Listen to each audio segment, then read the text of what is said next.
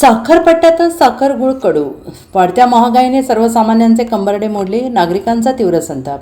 पश्चिम महाराष्ट्रातील सांगली, कोल्हापूर, सातारा हा पट्टा साखर उत्पादनात राज्यात अग्रेसर मानला जातो. मात्र याच साखरपट्ट्यात आज साखरेचे प्रति दर किलो 75 ते 78 पर्यंत पोहोचले आहेत. गुळाचे 80चा टप्पा गाठण्याची भीती निर्माण झाली आहे.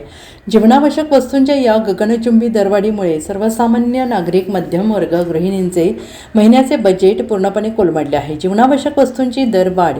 खाद्यतेलाचे दर आज लिटर मागे 180 ते 200 पर्यंत पोहोचले आहेत. इंधन आणि वीज दर, पेट्रोल डिझेलच्या उच्चांकी किमती आणि वाढीव वीज बिलांमुळे सर्वसामान्य जनतेचा खिसा रिकामा होतो आहे.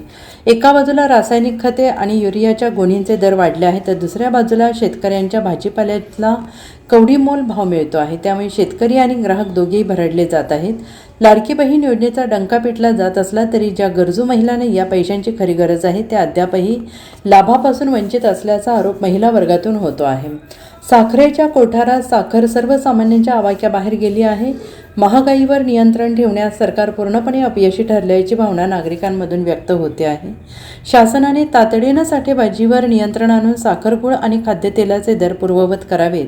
वीज आणि इंधन दरवाढ मागे घ्यावी आणि गरजूंपर्यंत शासकीय योजनांचा लाभ पोहोचवावा अशी मागणी नागरिकांमधून केली जात आहे. अन्यथा जनतेच्या रोषाचा सामना करावा लागेल असा इशारा दिला जातो आहे. नाही परवडत नाही, काय करायचं मग आता? कायच परवडत नाही. तेल 200 रुपये किलो झालं. येशील तेल काय खायचं गरीब माणसं? साखर, गूळ 70 रुपये किलो झालंय. मग काय विकायचं? काय खायचं सांगा? हे 20ला ते माल करायचं, काय बाजार भरायचं? घरात काय आहे सांगा? बायकांचा हजेरी 400 रुपये बनवलेले आहेत. बायका तर काय कुठं काय करणार? बायका तर होय, काय सुद्धा स्वस्त नाही, सगळं महागाई झालंय. आता तुम्ही प्रत्येक गोष्टीचा दर वाढाला आहे, तसं तुमच्या भाजीपाल्याचा दर वाढाला आहे का? नाही, कशालाच दर नाही वाढवलं. कशालाच दर नाही वाढवलं नाही. सरकार म्हणते शेतकरी सरकार आहे म्हणून.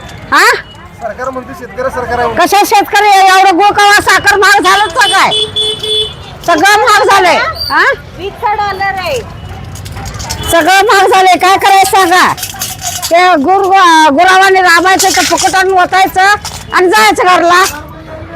हा, तुमची साखर झाली 75 त्याल झालं 200 आणि भाजीपाल्याला 10ला 3 भाजीपाल्याचा दर. सरकार काय कमी करेल का असं वाटतं तुम्हाला? काय करते का नाही कुणाच ठाव. आता सगळी महागाई वाढवून ठेवली की. लाईट बिल वाढले, लाईट बिल वाढलं. परत त्याच्यानंतर तुम्ही मला तर मावशी सांगा, तुम्ही गावास नाही येत आहे. होय, भाडे किती झाले? आता भाडं 80 रुपये दिलं इथं 20 टक्का. होय, आणि या भाजीचा पैसा किती होयाचा सांगा? गोरगरिबाने काय करायचं?